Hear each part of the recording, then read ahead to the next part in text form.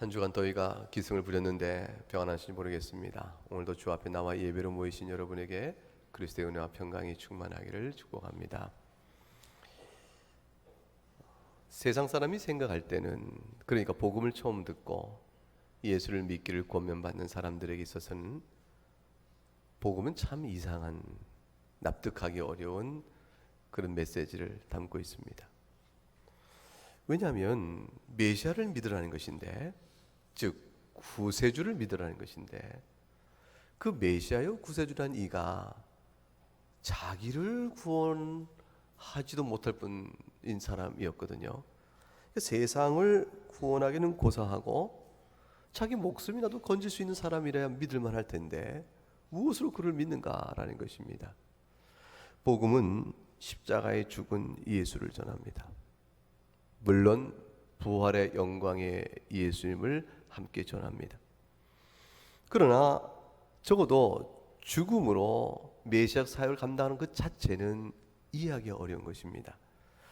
영광의 메시아요, 승리의 메시아요, 이것은 언어 조합이 괜찮아 보입니다. 그렇지, 메시아 구주가 되려면 승리해야 되고 영광을 해야지. 강한 메시아, 이게 어울리는 조합입니다. 그런데 고난받는 메시아요, 고통당하는 메시아요, 십자가에 비참한 죽음을 죽는 메시아라, 이게 언어 조합이 잘 맞지가 않는 겁니다. 그런 메시아가 어떻게 우리를 구원할 수 있겠는가, 이런 생각을 가질 수가 있죠. 예수님께서 자기를 부인하고 나를 좇으라, 이렇게 말씀을 하셨습니다. 세상을 따라가지 말 것이요 주의 교훈을 따를 것이라. 세상 사람들은 이것이 하나님 믿는 예라 말해도 주님께서 하신 말씀이 옳은 줄 알고 하나님을, 예수 그리스도를 쫓아 따를 것이라, 이렇게 말씀했습니다.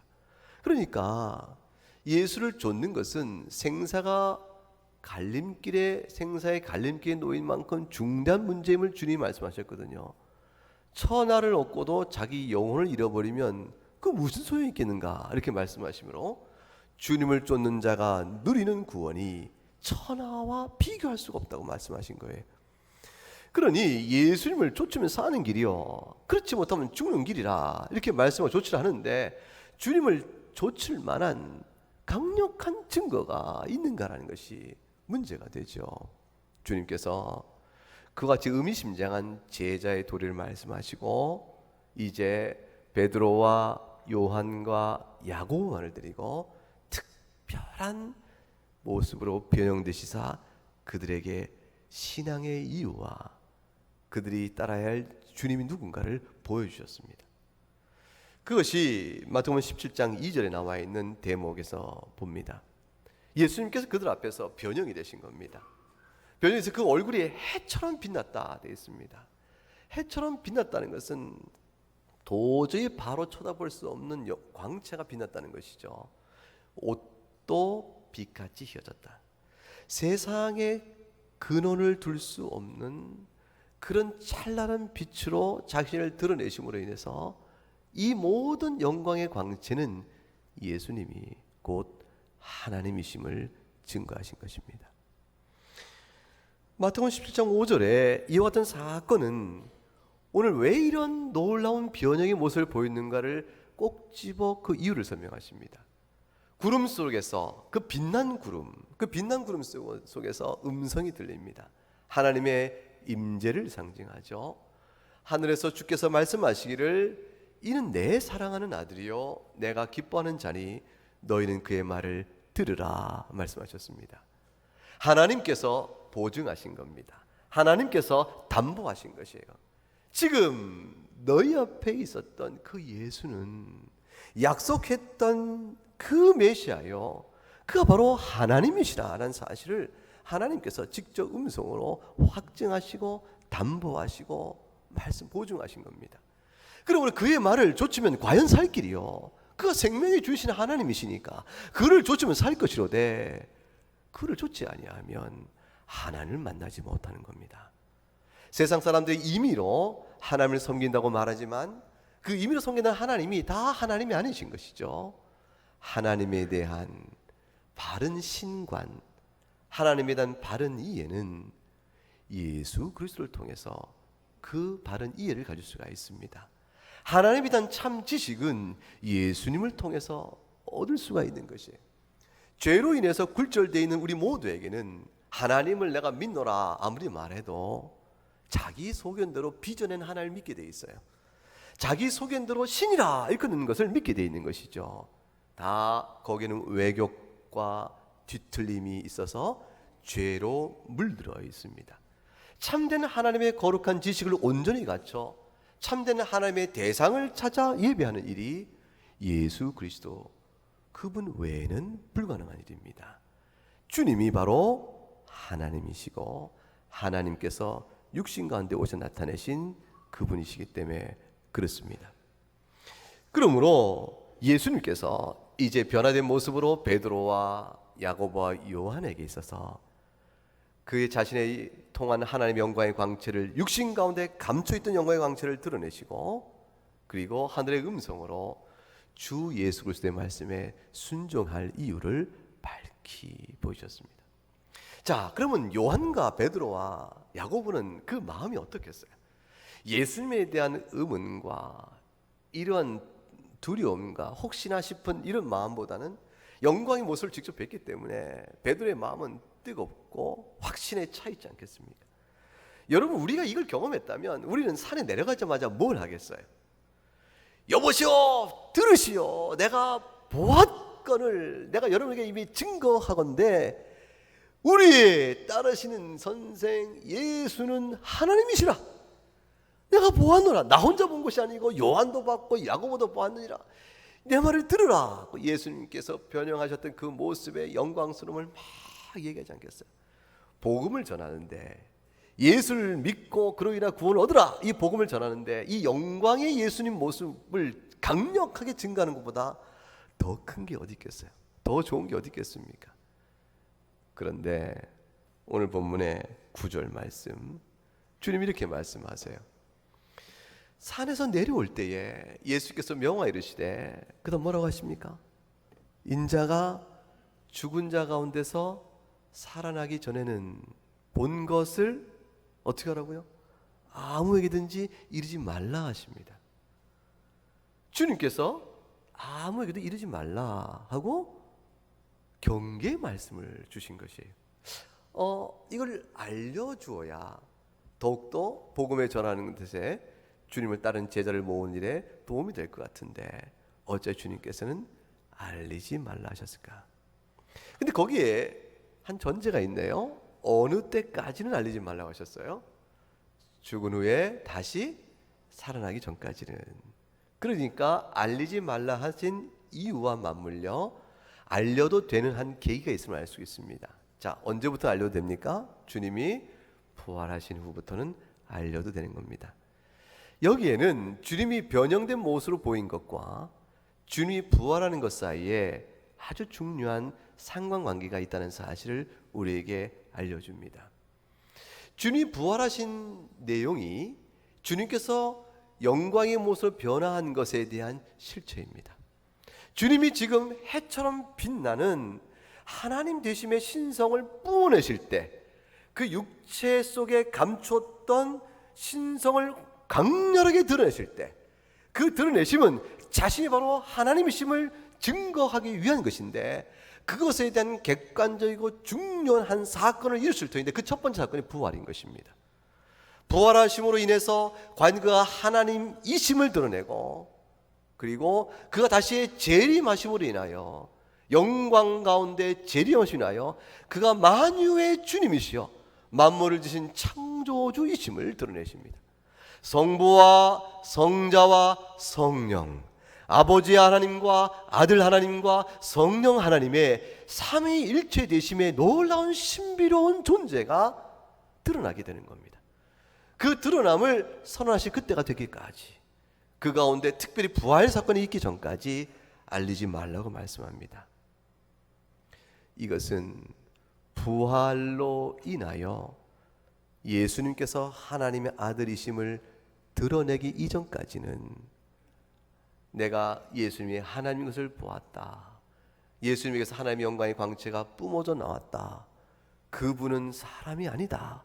이렇게 말해도 믿음의 확증을 줄 수가 없기 때문에 주님께서 오히려 말하지 말라 하십니다.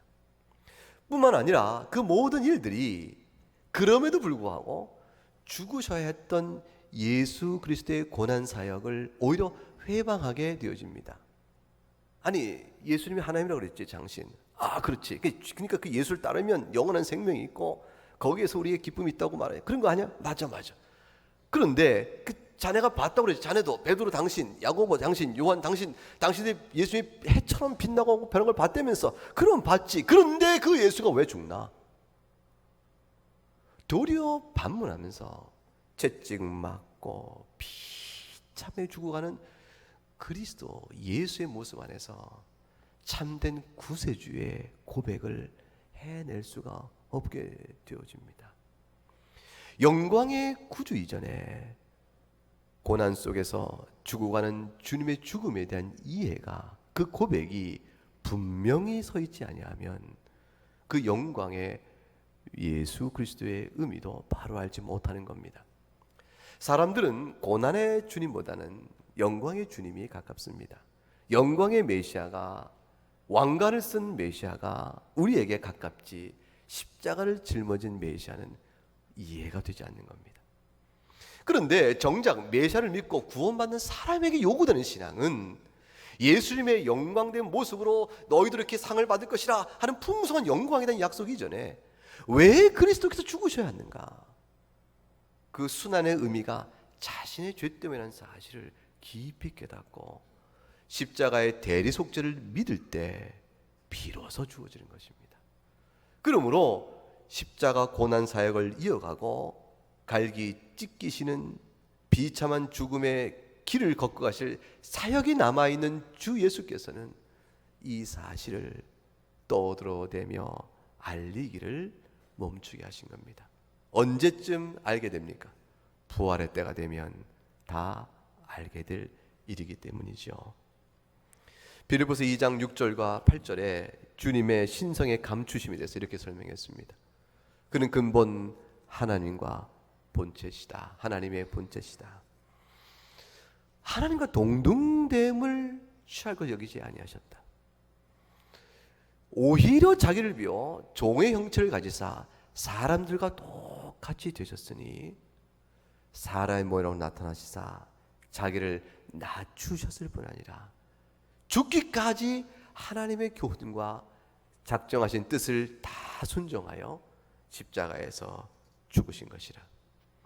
그러므로 십자가에 죽으시는 예수를 바라보고 그가 하나님이라고 고백하는 일은, 이건 하나님의 은혜가 아니면 불가능한 그런 것이 되어집니다. 주님께서 인간의 모습으로 오셨어요. 우리와 똑같은 모습으로 오실 때 모든 신성의 영광에 따라서는 성부, 성자, 성령, 삼일체 하나님으로 여전히 계심에도 불구하고 성자 하나님이 신성 외에 또한 인성을 취하셔서 인성을 가지신 그대로 우리의 고난과 결핍과 상실과 아픔을 그대로 겪으시면서 죽음의 길로 나아가 우리 모든 죄의 형벌을 대신 받으시는 겁니다.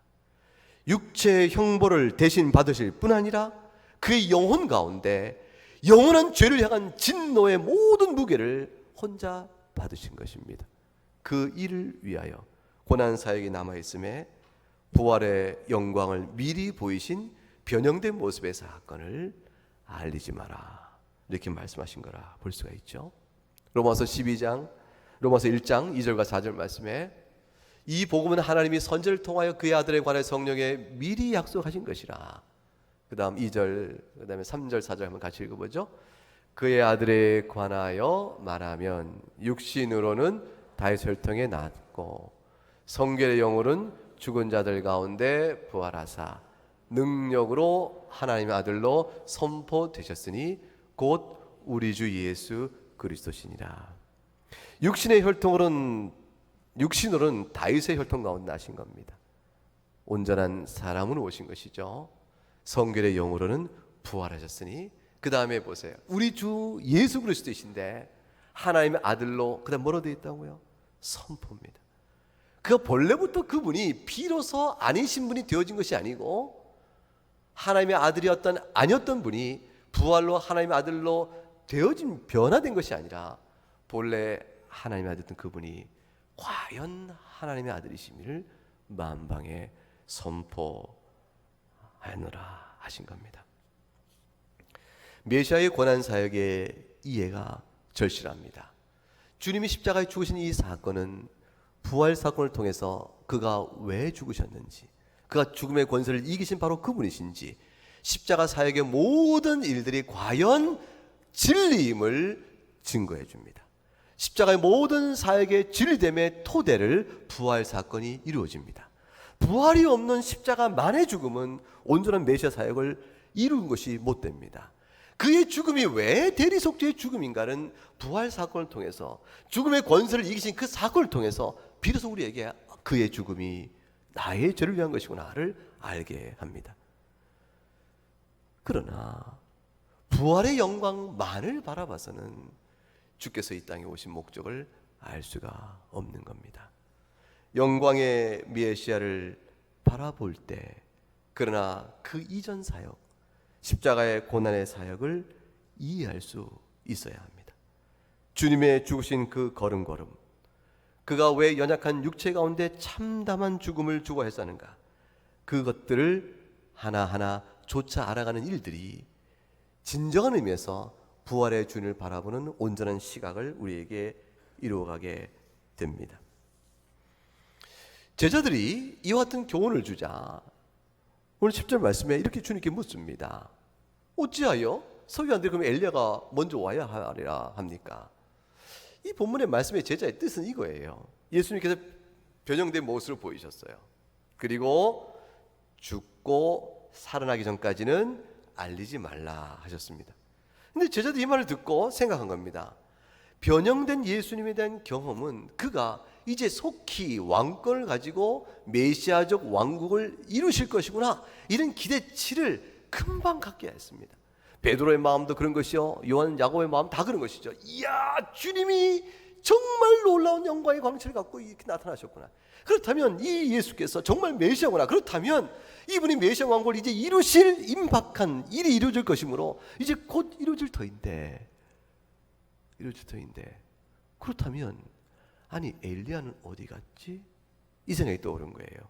왜냐하면 말라기서 4장 5절 6절에 메시아가 오기 이전에 여호와의 크고 두려운 날은 메시아가 이마에 이루실 세상의 심판입니다. 악인은 멸하고 의는 들어 세우는 메시아 나라를 세우는 그 날이 오기 전에 먼저 엘리야가 온다라는 말씀을 기억한 거죠.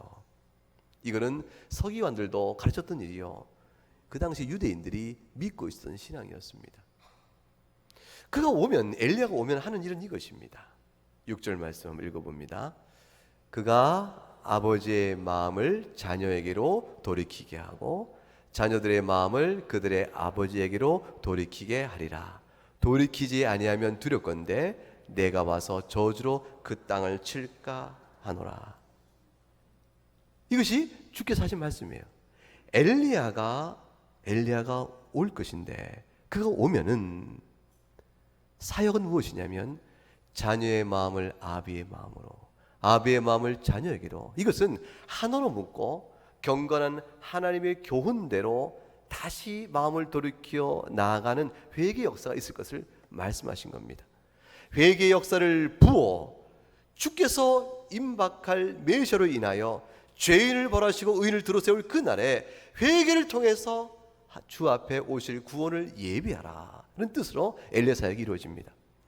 엘리야 사역의 모든 율법의 범한 자들을 정죄하나 단순한 정죄로 그치는 것이 아니요, 돌이켜 회개하여 구원하는 일로 나가는 것이 그의 사역이기 때문에 엘리야 사역은 예수님 앞에 이를 사역적 준비, 회개의 심령의 준비를 일으키는 일이었습니다.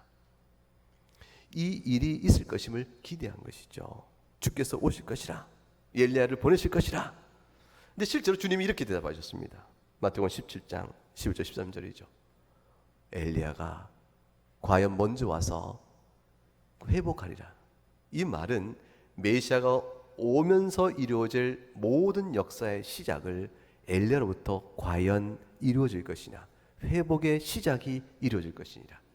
12절에 그런데 엘리야가 이미 왔노라. 어찌하여 엘리야가 온다고 말합니까? 묻는가? 이미 왔노라. 이미 왔으되 사람들이 그를 엘리야로 알지 못하고 함부로 대우하며 그를 핍박하고 그를 죽였노라. 이건 참 중요한 말을 한 것입니다. 엘리야의 사역이 뭐라고 말했습니까? 아비의 마음을 아들에게, 아들의 마음을 아비에게로, 지혜로운 어리석은 자의 마음을 슬기로운 자로 바꿔서 그들 모두가 하나님의 법도 앞에 비추어 그들이 어디 있는가를 깨우쳐 돌이켜 회개하는 역사를 일으켜 그들이 회개하고 주 앞에 돌아와 구원을 받도록 하는 것이 엘리야의 사역이었는데, 그 엘리야의 사역을 그들이 도무지 듣지 못하고 그를 박대하며 그를 온지도 몰랐다면 오실 메시아를 그들이 과연 예비할 수 있었겠는가라는 문제. 그리고 이 말씀의 뜻은 엘리야가 왔으되 그 엘리야를 알아보지도 못했으며, 따라서 메시아가 왔으되 메시아를 알아보지도 못하고 자기의 왕권을 가진 메시아를 저들이 박대하며 죽일 것이므로 메시아가 고난을 당할 것이라, 그 말씀을 주신 겁니다. 엘리야의 사역이 왔으되 깨닫지 못했다는 것은 엘리야가 누구냐라는 것보다 더 중요합니다. 이 엘리야는 제자들이 이 말씀을 주시자 세례 요한이었구나 하고 깨닫습니다. 그런데 엘리야 사역에 효과가 없었다는 것은 저들의 마음이 강팍했다는 것입니다. 강팍함으로 인해서, 완악함으로 인해서 메시아가 그들을 구원하기로 왔으나 저들에게는 구원의 은총이 미치지 못하게 된다라는 뜻을 의미합니다. 결국 메시아는 저들이 엘리야가 왔을 때 세례 요한을 핍박하고 죽였던 것처럼 예수님을 핍박하고 조롱하고 멸시하며 결국은 참담한 죽음으로 몰아갔습니다. 예수님께서는 그 죽음의 과정을 낮고 천한 위치에서 죽기까지 순종하여 그를 멸시하고 핍박하고 죽음으로 몰아간 자들 가운데 구원의 역사를 이루어 가시는 일을 감당하신 겁니다. 오늘날에도 엘리야의 사역은 계속되고 있습니다. 주님의 초림 사역 때, 처음 오셨을 때 세례 요한의 사역을 통해서 오신 메시아를 예비하도록 한 것처럼 주께 다시 오실 그날에도 엘리야의 심령과 능력으로 역사하는 일이 있을 것이요, 지금도 그 사역은 사역적 성격에서는 계속되고 있는데 그것이 설교 사역입니다. 그것이 성경을 통해서 계속 그리스도를 가르치고 우리가 하나님 앞에 어떻게 서 있는가를 살펴보도록 이끄는 말씀의 사역들입니다. 엘리야의 모든 사역을 귀 막아버리고 그 복음 자체를 멸시했던 그 시대 그 사람들처럼 오늘 이 시대에도 하나님의 말씀의 모든 권면의 말씀이요, 이게 엘리야적 사역인데 이 모든 것을 귀를 막아버리고 세상에 듣지 못할 말을 하노라 말하고 교회의 복음 사역을 조롱하고 멸시하고 천대하며 대적하는 일들은 계속될 것입니다. 그 가운데 그 말씀을 듣고 돌이켜 회개하며 슬기로운 자의 마음으로 오는 자들에게는 구원이 있을 것입니다. 여러분의 심령 속에 울리는 엘리야 심령과 능력 역사하시는 하나님의 말씀을 향해 마음을 여시기 바랍니다. 그것은 곧 구원의 메시아를 만나도록 준비시키는 사역이죠. 시대가 어둡고 암울합니다. 영적으로 어려져 갑니다. 주 예수의 복음을 멸시하고 그 복음에 비추어 드러내는 하나님의 윤리적 기준과 삶에 마땅한 목적과 본분에 대한 이해는 비웃음거리가 되고 말며 세상을 쫓아 살아갑니다. 그리스도의 영광의 빛과 세상의 죽음의 빛, 빛인 줄 알지만 영원한 어둠인 세상의 빛을 참빛인 줄 알고 따라가는 이들이 많아지는 이때입니다. 주의 재림 때까지 이어질 엘리야적 사역의 음성을 귀히 들으시고 주 앞에 선히 살아가시는 여러분 될 수 있기를 주의 이름으로 축복합니다. 함께 우리 찬송합니다.